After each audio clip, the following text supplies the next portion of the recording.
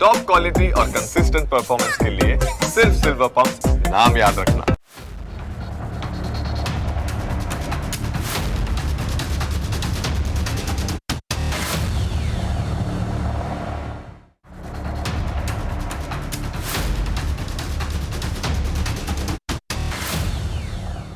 આપણા વડવાઓ કહેતા હતા કે સિદ્ધાંતોની સાથે ક્યારે સમાધાન ન કરવું જોઈએ અને એનું પરિણામ હંમેશા ખરાબ જ આવે.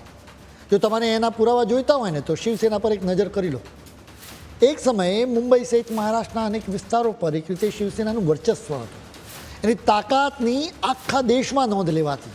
હવે સ્થિતિ એ છે કે શિવસેના પાર્ટીના ટુકડે ટુકડા થઈ ગયા છે. વધુ એક વખત આ પાર્ટી તૂટી છે.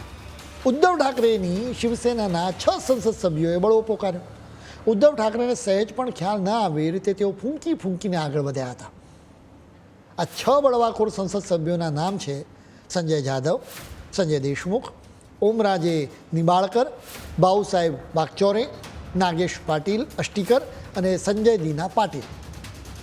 બળવાની શરૂઆત દિલ્હીની ફ્લાઇટથી થઈ હતી. હવે તમે જુઓ કે પ્લાનિંગ કેટલું પાક્કું હતું. જો બધા જ નેતાઓ એકસાથે એક જ પ્લેનમાં ઉપડે તો આખા ગામને ગંધ આવી જાય કે કંઈક રંધાઈ રહ્યું છે. બસ એટલે જ કોઈને ખબર ન પડે તેની પૂરેપૂરી તકેદારી રાખવામાં આવી. 16મી જૂનની આખી સિક્રેટ ગેમ રમવાની શરૂ થઈ ગઈ. દિલ્હીના રનવે પર પગ મૂકનારા સૌથી પહેલા સંસદ સભ્ય હતા નાગેશ અષ્ટીકર. તેઓ રાત્રે બરાબર 1:30 વાગે નાંદેડથી એક પ્રાઇવેટ જેટ દ્વારા દિલ્હી પહોંચ્યા. એના થોડા જ કલાકોમાં સંજય દેશમુખ અને સંજય જાદવ પણ એક અલગ પ્રાઇવેટ જેટ પકડીને નાંદેડથી દિલ્હી આવી પહોંચ્યા. બીજી તરફ બાઉસાહેબ વાકચોરે હૈદરાબાદથી પ્રાઇવેટ જેટમાં સવાર થઈને દિલ્હી ઉતર્યા. તો સંજય દીના પાટીલ અને મહારાષ્ટ્રના મંત્રી પ્રતાપ સરનાઈક તે જ રાત્રે મોડા દિલ્હી પહોંચી ગયા.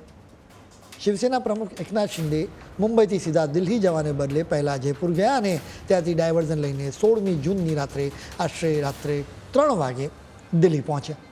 તેમના આ પ્લાનિંગને સપોર્ટ આપવા માટે તેમનો પુત્ર શ્રીકાંત શિંદે પણ વહેલી સવારે 4:30 વાગે ત્યાં આવી પહોંચ્યો. બાદમાં પુણેથી નીકળેલા ઓમરાજ નિંબાળકરે એન્ટ્રી કરી. એક પછી એક બધા જ સંસદ સભ્યો દિલ્હીમાં આવી પહોંચ્યા. આ તમામ બળવાખોર સંસદ સભ્યોને છાનામાના નોઈડાની એક આલિશાન હોટલમાં શિફ્ટ કરી દેવાયા. બીજા જ દિવસે એટલે કે 17મી જૂને સવારમાં અસલી ધડાકો થયો. સવારે બરાબર 7 વાગે શ્રીકાંત અને નિંબાળકર લોકસભાના સ્પીકર ઓમ બિરલાને મળે. સવારે 10 વાગ્યાને 20 મિનિટે બાકીના 5 સંસદ સભ્યો પણ ત્યાં પહોંચી ગયા.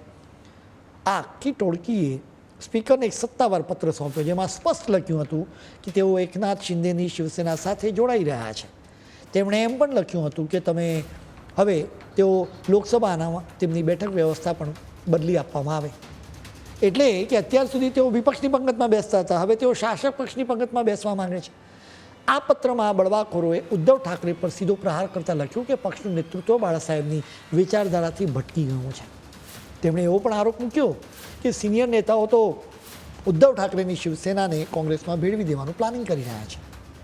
સ્પીકર સાથેની હાઈ પ્રોફાઇલ મિટિંગ પત્યા પછી આ બધા જ સંસદ સભ્યો અલગ અલગ દિશામાં નીકળી ગયા. સ્પીકર સીધા ચેન્નઈ પહોંચીને ત્યાંથી તિરુપતિ બાલાજીના દર્શન કરવા માટે ઉપડી ગયા. વાકચોરે વારાણસીની વાત પકડી તો દેશમુખ અને જાદવ પ્રભુ શ્રીરામના આશીર્વાદ લેવા અયોધ્યા પહોંચી ગયા. બીજી તરફ સંજય દીના પાટીલ પાછા મુંબઈ ભેગા થયા, જ્યારે નિંબાળકર પુણે રવાના થઈ ગયા. આ બાજુ દિલ્હીમાં ખેલ ખેલાઈ ગયો, પણ અસલી મોટો ઝાટકો તો ગુરુવારે લાગવાનો બાકી હતો. ઉદ્ધવ ઠાકરેની શિવસેનાના સંસદીય દળના કાર્યાલયમાં એક બહુ જ મહત્ત્વની બેઠક બોલાવવામાં આવી. આ પક્ષે કડક વ્હીપ જારી કરીને પક્ષના તમામ સંસદ સભ્યોને ગમે તેમ કરીને હાજર રહેવાનો આદેશ આપ્યો. ઉદ્ધવ ઠાકરે આશા રાખીને બેઠા રહ્યા, પણ આ 6 બળવાખોર સંસદ સભ્યો તો આ બેઠકમાં આવ્યા જ નહીં. એટલે ઉદ્ધવના કેમ્પના માત્ર 3 સંસદ સભ્યો મિટિંગમાં હાજર રહ્યા. આ બળવાખોર સંસદ સભ્યોએ સ્પીકરને મોકલેલા પત્રમાં ચોખ્ખી વાત કરી હતી કે પાર્ટી એની વિચારધારાથી સાવ ભટકી ગઈ હતી અને એના લીધે જ તો શિવસેનાના ભાગલા થતા રહ્યા. તમને ખ્યાલ જ હશે કે આ પાર્ટીની સ્થાપના બાળાસાહેબ ઠાકરેએ કરી હતી. તેઓ હિન્દુ હૃદય સમ્રાટ ગણાતા હતા. તેમણે શરૂઆતમાં મરાઠીઓના અધિકારો માટે લડત લડી, જોકે તેઓ હિન્દુત્વના મુદ્દે અડગ રહ્યા હતા. ખાસ કરીને 1980ના દાયકામાં જ્યારે રામ મંદિરના નિર્માણ માટેનું આંદોલન જોર પકડી રહ્યું હતું ત્યારે બાળા સાહેબે સિંહ ગર્જના કરતાં ખુલ્લેઆમ કહ્યું હતું કે જો હિન્દુઓ એક નહીં થાય ને તો બધું જ છીનવાઈ જશે. આખરે 6 ડિસેમ્બર 1992ના દિવસે અયોધ્યામાં બાબરી મસ્જિદનો ધ્વંસ થયો. આખા દેશમાં કોમી તણાવ ચરમસીમાએ પહોંચ્યો હતો. મુંબઈમાં ભયાનક રમખાણો ફાટી નીકળ્યા હતા. એ સમયે બાળા સાહેબે સ્પષ્ટ શબ્દોમાં હિન્દુ હિતોની રક્ષા સર્વોપરી હોવાનું કહ્યું હતું. ગર્વ સે કહો હમ હિન્દુ હેનો નારો તેમણે બુલંદ કર્યો હતો. રમખાણો દરમિયાન હિન્દુઓના આત્મરક્ષણના અધિકારને તેમણે જે રીતે ખુલ્લું સમર્થન આપ્યું હતું તેનાથી હિન્દુ વોટ બેંકમાં તેમની લોકપ્રિયતા આસમાને પહોંચી હતી. આ જ હિન્દુત્વના મુદ્દે શિવસેનાએ બીજેપીની સાથે હાથ મિલાવ્યા અને 1995માં પહેલીવાર મહારાષ્ટ્રની સત્તા પર બિરાજમાન થયા. બાળા સાહેબની છબી એક એવા નીડર અને આક્રમક નેતાની હતી જે દિલ્હીના દરબાર સામે ક્યારેય ઝૂક્યા નહોતા. તેઓ વારંવાર કહેતા કે શિવસેના કોઈ પરિવાર નથી, પરંતુ એક જીવતું જાગતું આંદોલન છે. સૈનિક ભલે મરી જાય પણ પક્ષના સિદ્ધાંતો ક્યારેય વેચાવા ન જોઈએ. બાળા સાહેબની શિવસેનામાં વખતો વખત બળવા થતા રહ્યા. આ પાર્ટી પહેલી વખત વર્ષ 2007માં તૂટી જ્યારે બાળા સાહેબ ઉંમરના કારણે સક્રિય રાજકારણમાંથી ધીમે ધીમે પીછેહટ કરી રહ્યા હતા. તેમણે શિવસેનાનું સુકાન પોતાના પુત્ર ઉદ્ધવ ઠાકરેના હાથમાં સોંપવાનું શરૂ કર્યું, જેના લીધે બાળા સાહેબના ભત્રીજા રાજ ઠાકરે બળવો પોકારી દીધો. પરિવારના આંતરિક મતભેદો અને ઉદ્ધવ ઠાકરેના સતત વધતા કદથી રાજ ઠાકરે નારાજ હતા. આખરે અકળાઈને તેમણે શિવસેનાને રામ રામ કરી દીધા અને પોતાની નવી પાર્ટી મહારાષ્ટ્ર નવનિર્માણ સેના એટલે કે MNSની સ્થાપના કરી. આ પાર્ટી રાજકીય મેદાનમાં લાંબો સમય ટકી ન શકી. હવે વાત કરીએ તો ભૂકંપની, જેણે મહારાષ્ટ્રના રાજકારણના પાયા જ હચમચાવી નાખ્યા. વર્ષ 2022ની વાત છે, જ્યારે એકનાથ શિંદેએ એવો મોટો બળવો કર્યો કે આખી શિવસેના બે ભાગમાં વહેંચાઈ ગઈ.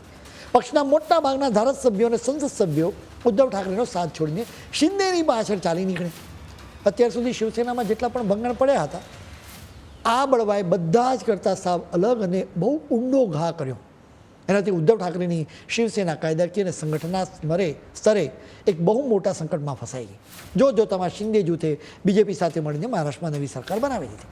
એટલું જ નહીં, કાયદાકીય લડાઈ જીતીને પણ ચૂંટણી પંચ પાસેથી અસલી શિવસેનાનું નામ અને પક્ષનું સત્તાવાર પ્રતીક ધનુષ અને એની સાથેનું બાણ પોતાના નામે કરી લીધું. ઉદ્ધવ ઠાકરેએ સત્તા માટે હિન્દુત્વની વિચારધારાને છોડી કોંગ્રેસ અને NCPની સાથે હાથ મિલાવ્યા, જેનું પરિણામ એ આવ્યું કે એક પછી એક નેતા પાર્ટી છોડી રહ્યા છે. એટલે જ પોતાના સિદ્ધાંતોની સાથે ક્યારેય સમાધાન ન કરવું જોઈએ, કારણ કે એનું પરિણામ ખૂબ જ ખરાબ આવે છે. હવે મહારાષ્ટ્રના રાજકારણ બાદ હવે મુંબઈના એક વિડીયો પર તમે નજર કરી લો. મુંબઈના વર્સોવાના બીચની આ તસવીરો જોઈને તમને કદાચ લાગતું હશે કે આ લોકો સનબાથ લઈ રહ્યા છે. હકીકત એ નથી. તમે તો જાણો છો કે માયાનગરી મુંબઈને સપનાઓની નગરી કહેવામાં આવે છે. અહીં પૈસા અને પદનો પાવર બતાવવામાં આવે છે, પરંતુ એ તો બધું અમીરો માટે હોય છે. ગરીબોને તો પાવર એટલે કે વીજળી મળે તો પણ ઘણું હોય છે. જોકે અત્યારે તેમના ઝૂંપડા સુધી પાવર પહોંચતો નથી, એટલે તેઓ ગરમીથી રાહત મેળવવા બીચ પર સૂવા માટે મજબૂર બન્યા છે. થોડા દિવસ પહેલાં પણ લગભગ એવો જ એક વિડીયો વાયરલ થયો હતો. આવા દ્રશ્યો એ પણ બતાવે છે કે મુંબઈ હવે એકદમ ગીચોગીચ થઈ ચૂક્યું છે. એનો વિકલ્પ શોધવો જ પડશે અને આ વિકલ્પ તરીકે કદાચ ગુજરાતના શહેરો તરફ નજર દોડાવી શકાય.